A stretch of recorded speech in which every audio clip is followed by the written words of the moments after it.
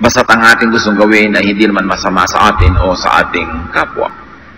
Kailangan manindigan. At ito ang isang kailangan matutunan ng napakarami sa ating mga kababayan. Ang galing-galing nating makisama, pero ang hina sa paninindigan. Kaya madalas maapi, madalas maabuso, madalas nasasakripisyo ang sarili nating buhay para sa bisyo at kapritsyo ng iba. Paano manindigan? Saan maninindigan? Ano-anong mga larangan ng buhay ang dapat ipaglaban at panindigan?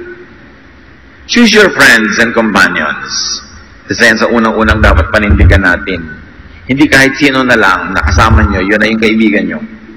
Proverbs 13:20, wise friends make you wise, but you hurt yourself by going around with fools. Iron sharpens iron. Pag matino ang kasama, titino ka. Pag ang kasama mo'y hangal, mahahangal ka rin at mapapahamak. So huwag makisama sa lahat at kahit na lang sino. Pinipili ang pinakikisamahan. Pinipili ang pinakikihalubiluan, pinakikisangkutan, pinakikipagmabutihan. Pinipili. Huwag makisama sa dominante, sa controlling, sa oppressive, sa manipulative na tao. May mga tao na pagkasama mo, yung gusto na lang niya lagi ang nasusunod, hindi ikaw. Kahit kailan yung gusto mo, puwera na lang. May mga tao na kinokontrol ka. Paano ka kikilos, anong kakainin mo, anong gagawin mo, sinong mahalin mo. May mga taong inaapi-api ka na dahil control ka na. Katawan mo lang yun nandyan, pero yung ulo, wala. Ulo niya nakasuot sa ulo mo para yung gusto niya ang masunod sa katawan mo. And there are people who are manipulative. Dadaanin ka sa iyak para ka makontrol, maawa ka. Dadaanin ka sa sigaw para ka matakot. Susunod ka rin sa kanya. Iba-blackmail ka. Pag hindi ako nasunod, magpapakamatay ako. Yung mga ganon. Huwag makisama sa ganon mga tao. Sino man sila, kahit sila kamag-anak. Kasi meron kang buhay na dapat mong ibuhay. Meron kang anino, meron kang pangarap, meron kang personalidad na hindi mo dapat ipailalim sa iba. Nagpapailalim ka lang kung bata ka pa, formative years. Kasi hindi pa alam ng bata ko ano talagang tama at mali. Alin ang mapanganib at ligtas. Kaya talaga ang mga bata dapat obedient sa magulang, dapat nasunurin. Pero dumarating ang panahon na pakonti na ng pakonti yung bulag na pagsunod dahil pasimulan mo ng paiiralin ng pangangatwiran, ang pag-iisip para sa sarili. Bagamat sa lahat ng yan, kung meron tayong gustong hindi sundin sa ating mga elders, kailangan very polite pa rin at magalang pa rin tayo sa pagsasabi nun.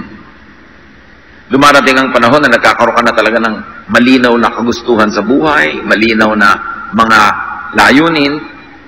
Hindi mo kailangan sundin ng lahat ng matatanda sa buhay mo.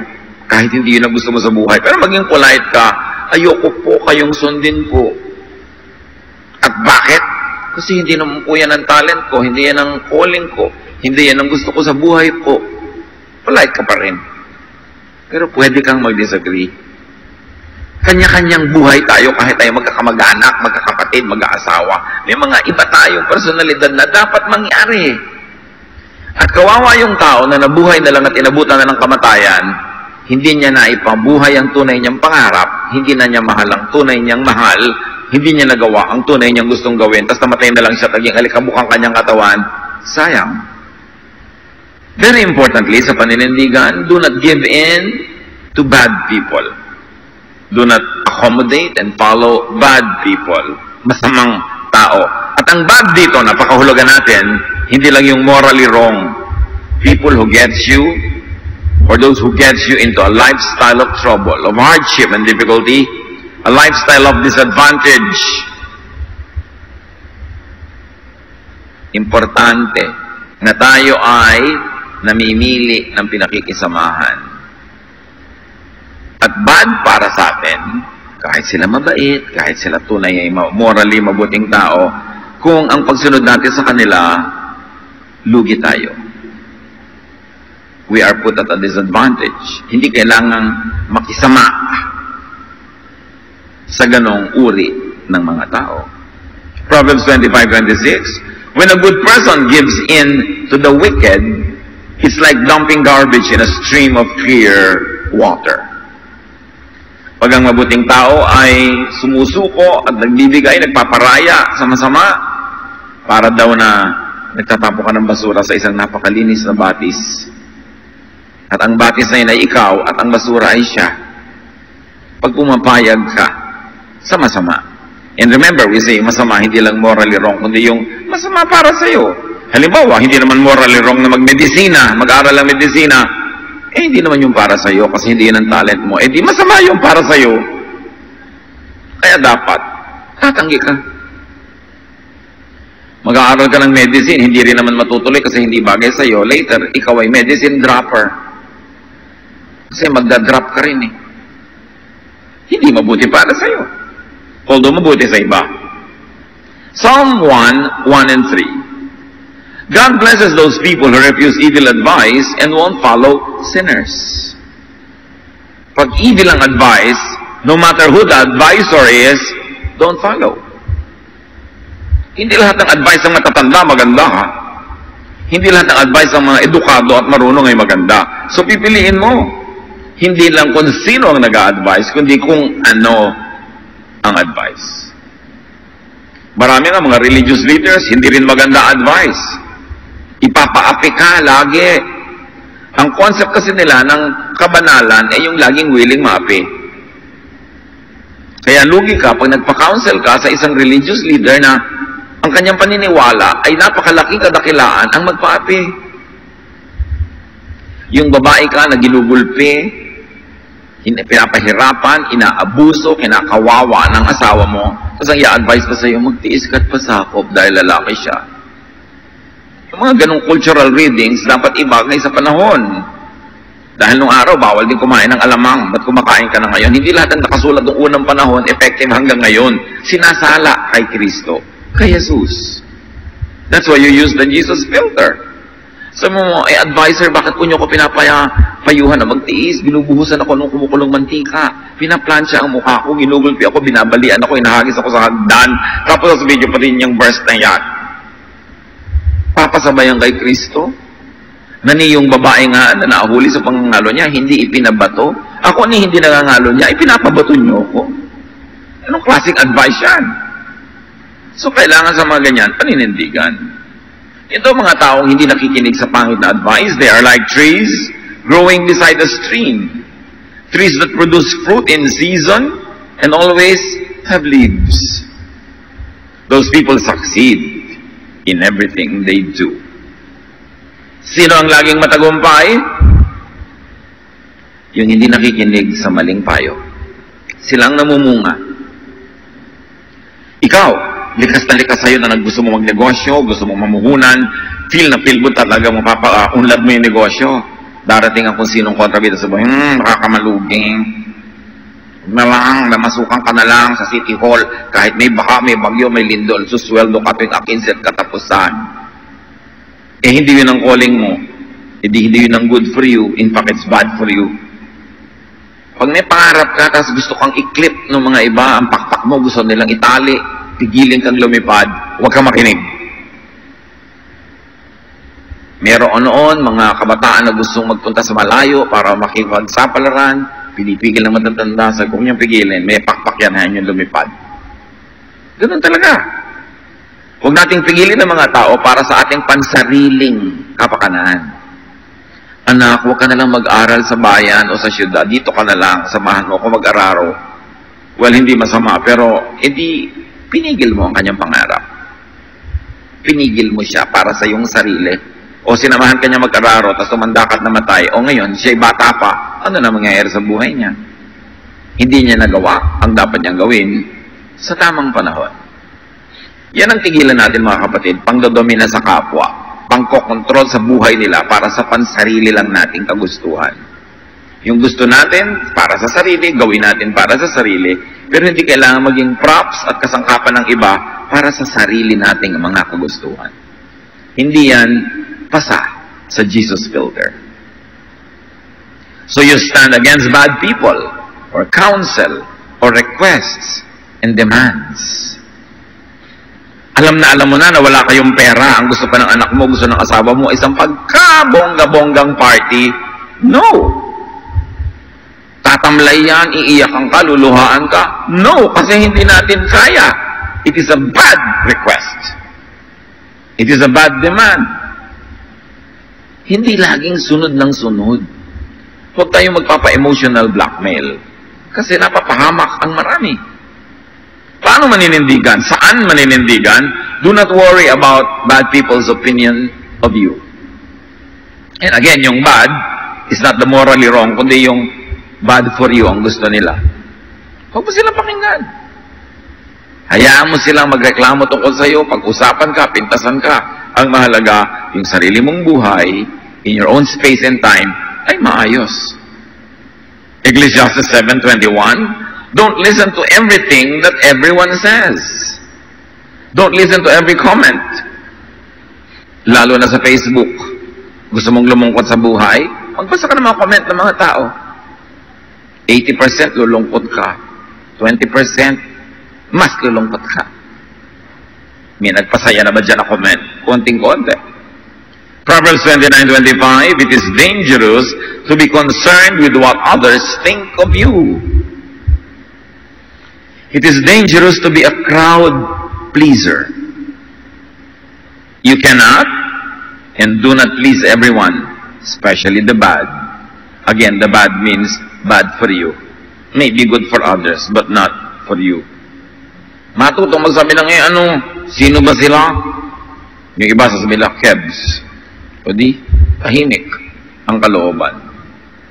And especially in spirituality, in teachings,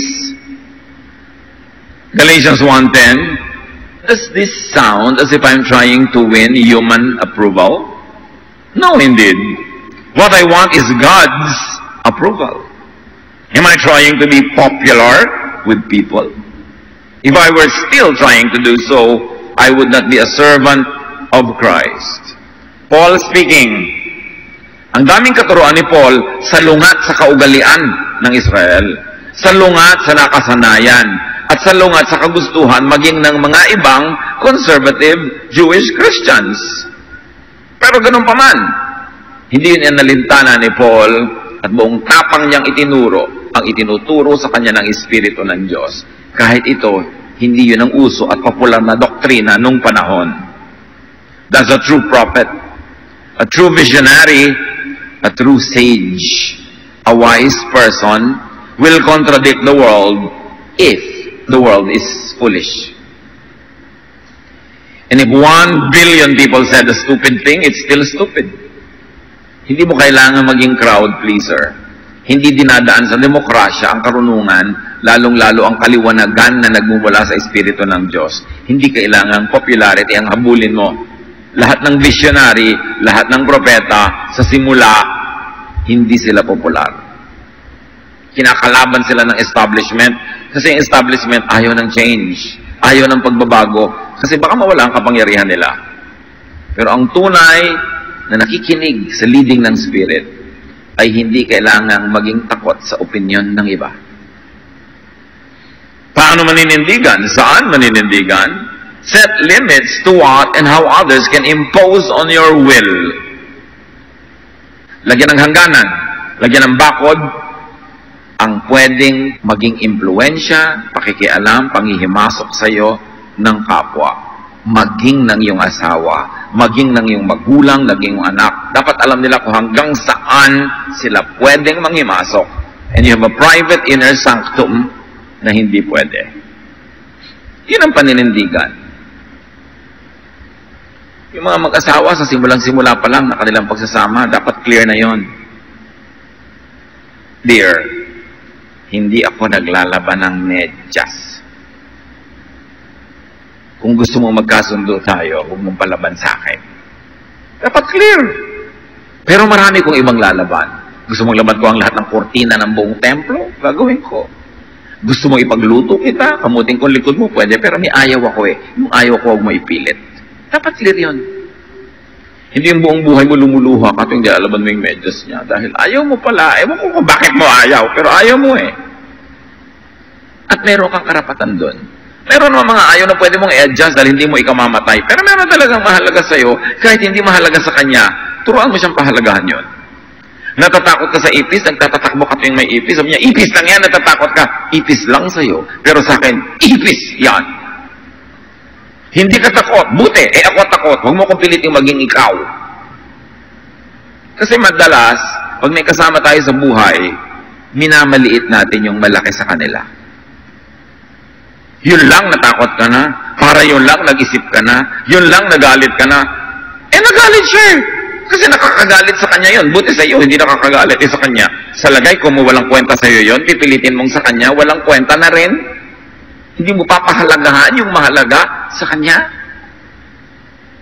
Kaya sineset mo yung limits, alam mo mahalaga to sa akin. So, magkalinawan tayo.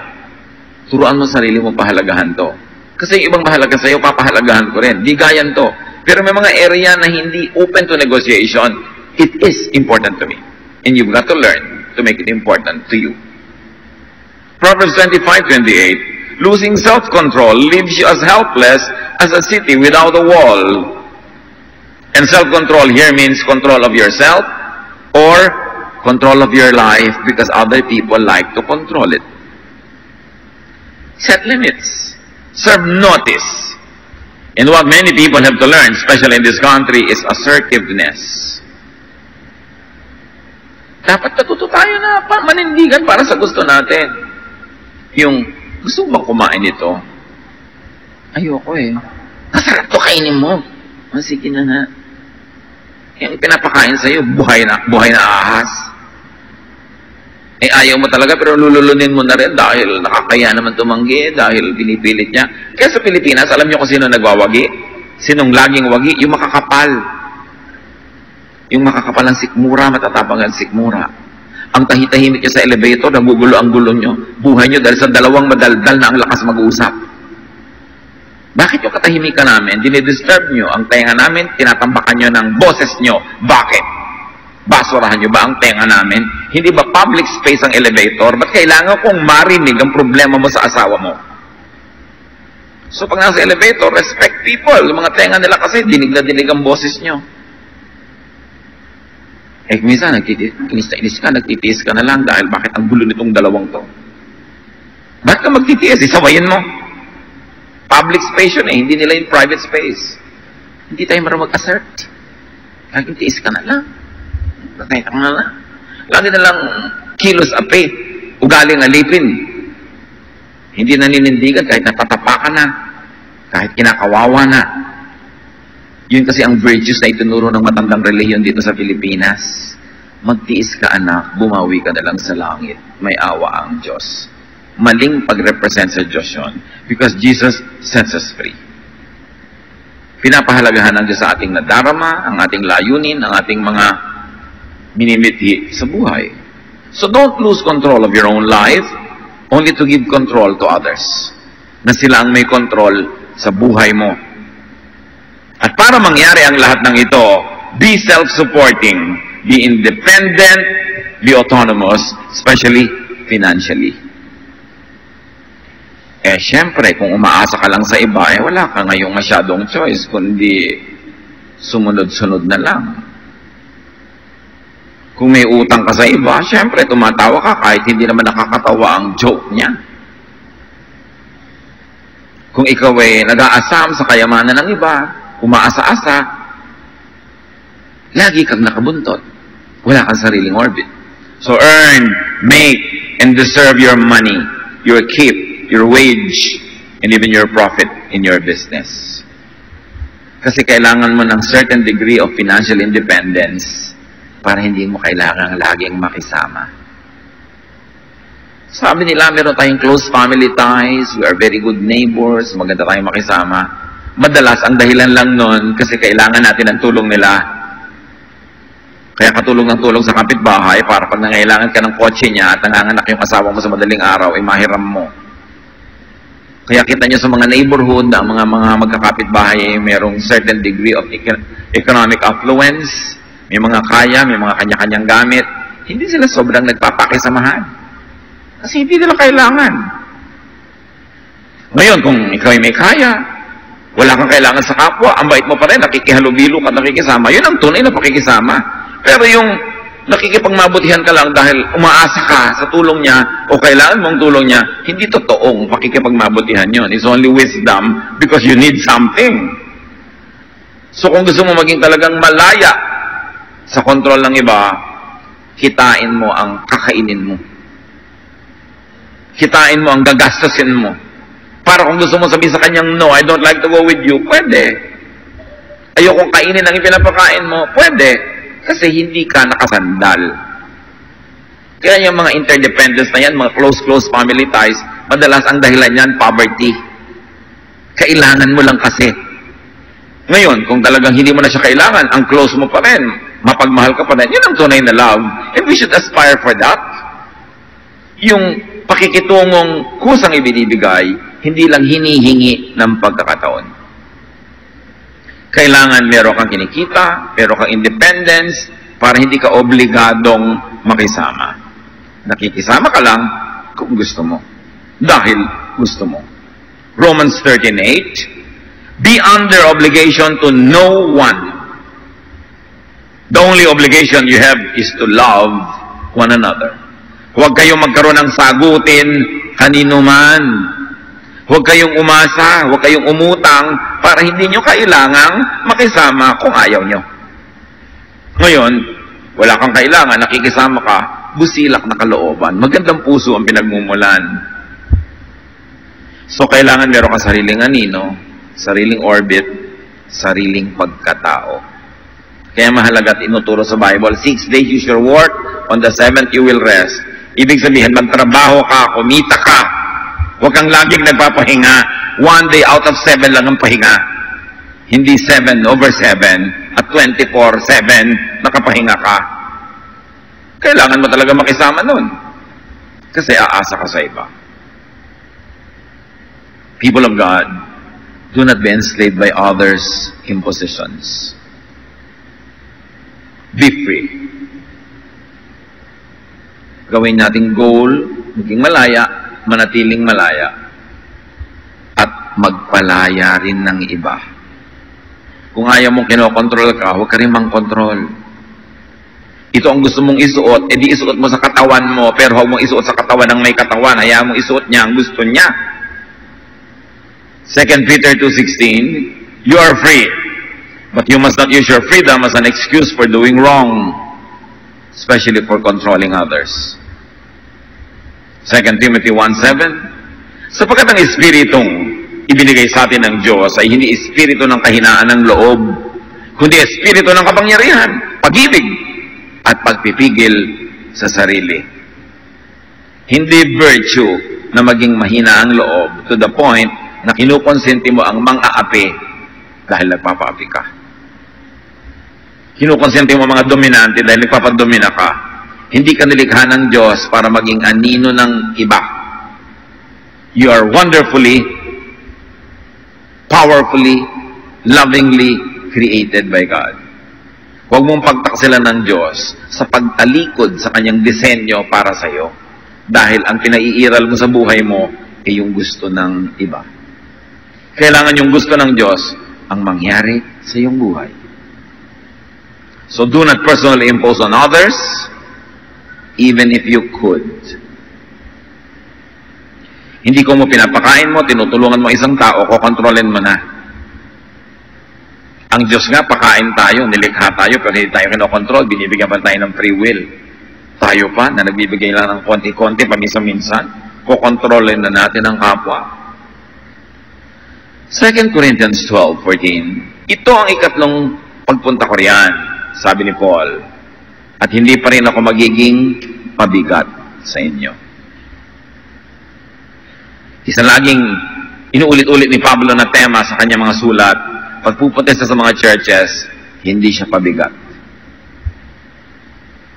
Ngayon, kung ano man naibigay sa kanya, na kusang loob, edi salamat, mabuti, pero hindi siya namimilit. Acts 15:10, now why are you trying to make God angry by placing a heavy burden on those followers? This burden was too heavy for us or our ancestors. Ang tinutukoy dito, mga religious regulations na ang bigat sundin, sabi tayo nga, hindi natin nasunod dyan eh. Ipapasunod nyo pa sa ibang mga bagong mananampalataya ngayon. But of course, the meaning can be extended to every area in life. Huwag mong pabigatin ang buhay ng kapwa. The goal of Jesus was to give rest. Sabi niya, my yoke is easy, my burden is light. Si Jesus nga, pinapagaan ang dala natin, tapos tayo magpapabigat sa iba. Again, kaya mahalaga yung financial independence, yung magtrabaho ka, kumita ka.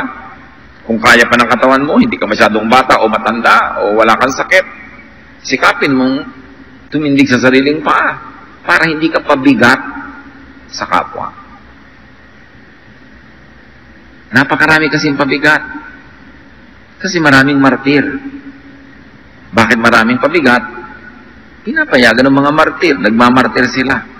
Siguro taga Cavite. 13 martires. Although iba yon, mga hero yung mga yon. Pero, bakit ka magpapakamartir dahil sa mga batugan mong kamag-anak? Bakit ka magpapakakuba ka sa trabaho para bigyan yung mga tamad mong kapatid? Bakit ka magsasakripisyo dahil ang aga-aga niyang kumirengke pagkatapos ikaw magpapakain ng anak niya? Bakit ka magsasakripisyo sa adik-adik mong kapatid?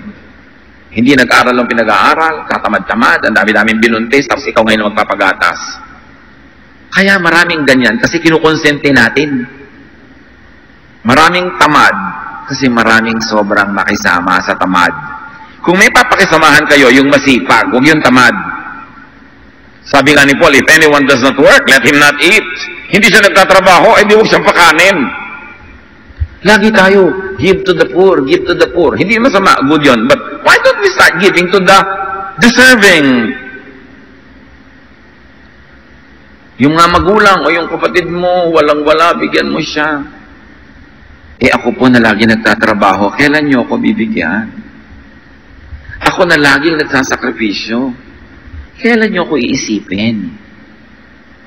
Talaga bang gagatasan nyo lang ako para sa mga kapatid kong mga batugan? Dapat tanungin nyo rin mga magulang nyo na gano'n eh. Yung mga anak na matitino, yun ang pinapabigatan lagi. Sa kanya tinatambak lahat ng problema, pinapasolve sa lahat ng problema. Nililikha ng mga magugulong mga ibang kapatid. Tama ba yun? Yan din ang dahilan kaya hindi tayo makaahon-ahon sa sobrang mga hirap. Napaka-konsentidor natin sa mga tamad at batugan.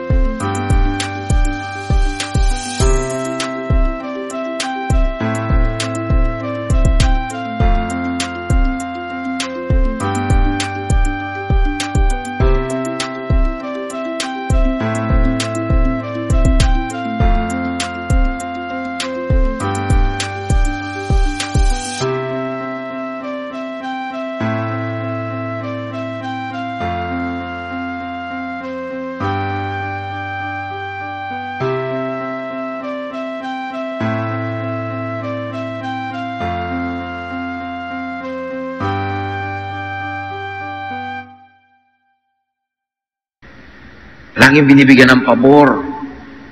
Iiyakan ka ng nanay mo, ano kayong kapatid mo, tubusin mo na sa preso.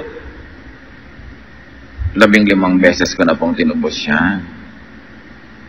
15 beses na rin naurong ang kasal ko, inay. Nagka-losyang na ako. Dahil sa pagsasabi niyo sa aking alagaan ng mga kapatid kong ang daming anak kung saan-saan, nagpakasaya-saya, nagpakalunod sa mga kaligayahan. Ano bang klaseng hostisya meron kayo, inay? Dapat pinag-aaralan natin yung mga ganun, mga drama ng buhay. We should reward the good and discipline the bad. You should not steal from Peter to give to John. At madalas, ninanakawan niya yung matino, hinihingan, kinikikilan para ibigay doon sa waldas. It is not godly. 1 Corinthians 10:29, why should my freedom be limited by someone else's conscience? Isa pa to. May taong sobrang moralista, na-o-offend pag ito suot mo, so hindi mo nalang isusuot. Na-o-offend pag tumawa ka, so hindi ka nalang tatawa. Na-o-offend pag masaya ka, so hindi ka nalang magsasaya. Set people free. Mahal nyo sa buhay, anak nyo, asawa nyo, set them free. Kahit yung asawa mo, hindi siya free dapat na makipagrelasyon sa iba. Kasama yun sa contract nyo eh. Pero free naman siya dapat na kung gusto niyang may free time, gusto niyang may ganitong hobby, na hindi naman manganganib ang inyong personal and exclusive relationship, set them free. Hindi ka nag-aasawa para mangontrol ng kapwa. Nag-aasawa ka para maging blessing sa kanya. Acts 15:28, the Holy Spirit has shown us that we should not place any extra burden on you. Spirito ang nagsasabi, pabigatin ang buhay niya. Huwag mo siyang pahirapan. And also set people free from carrying your personal baggages. Pangarap mong hindi natupad, ipapatupad mo sa anak mo, iba naman ang pangarap niya. Yung katalinuhan mong napakataas, hindi naman abot ng iba, dahil iba naman ang uri ng katalinuhan nilang, ikaw naman hindi mo rin abot, huwag mong ipilit sa kanila. Yung panlasa mo, pananaw sa buhay, make it personal. Nung araw, kaya maraming nag-aasawa ng kay aga-aga, hindi naman dahil talaga nai-inlove eh. Gustong tumakas sa magulang. Kasi controlled na controlled, hirap na hirap, taling-tali, kulong na kulong. Ang nakikita lang nilang parang way out mag-asawa, yung pala mas grabing kulungan yung napangasawa. From the frying pan to the fire, ang nangyaring lipat. Nasa banig, lumipat sa sahig. Kaya pag kinokontrol natin, dinudumi ng kapwa, itinutulak natin siyang lumayo at tumakas. Kaya nga ang sabi ng isang cheesy poster, if you love something, set it free. If it comes back, it is yours. If it doesn't, it never was. It never was yours. At ang love daw is like handling a handful of sand.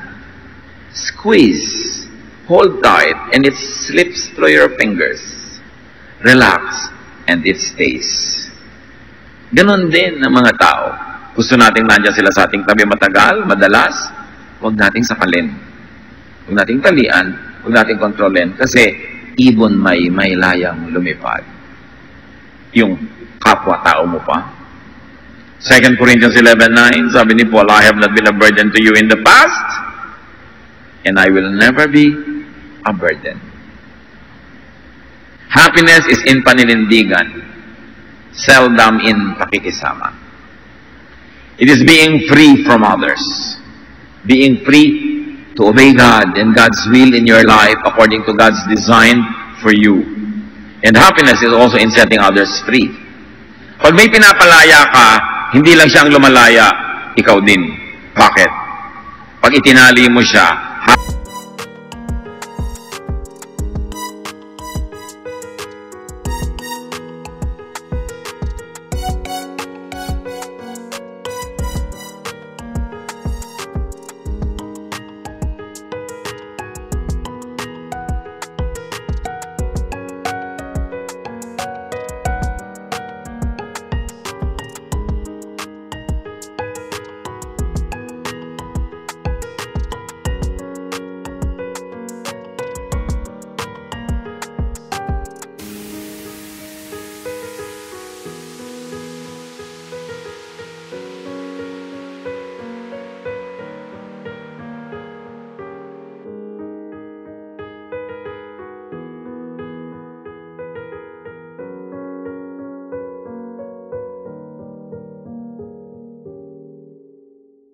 hawak mo yung tali, pareho kayong nakatali sa isa't isa. Nakatali lang yung leeg niya, pero yung tali nakapulupot sa kamay mo, pareho lang kayong hindi malaya. Mamantay-bantay ka, hindi ka rin malaya. Napakahalaga, piliin ang pakikisamahan. May kagandahang loob ang pakikisama, ha? May good side yan, may godly side, pero piliin. Gusto nyo ulitin ko yung buong mensahe? Huwag na, natatandaan nyo na. Piliin ang pakikisamahan. limitahan ang pakikisama. Manindigan. Payagan ng kapwa na manindigan din. This is Jesusness. Yung layang gusto mo sa iyong sarili, ibigay mo rin sa iyong kapwa. Napakasarap yung nandyan siya, hindi dahil binabantayan mo, kundi dahil gusto niya. Pero kung nandyan lang siya dahil binabantayan mo, oras na malingat ka, mawawala din yan. Hayaan mo nang mawala siya ngayon, kaysa bukas, mawawala din. Dapat yung free will ng tao, iginagalang, pinapahalagahan. This is God's will for us in Jesus. Bakit ipinadala ng Ama si Jesus? Kasi sakal na sakal, piit na piit, taling-tali ang mga Israelita sa kanilang mga pare at mga pariseo. Kaya si Jesus nagdala ng freedom. And this freedom is not only religious, freedom in every aspect of life. Because Jesus says, I have come that they may have life and have it to the full.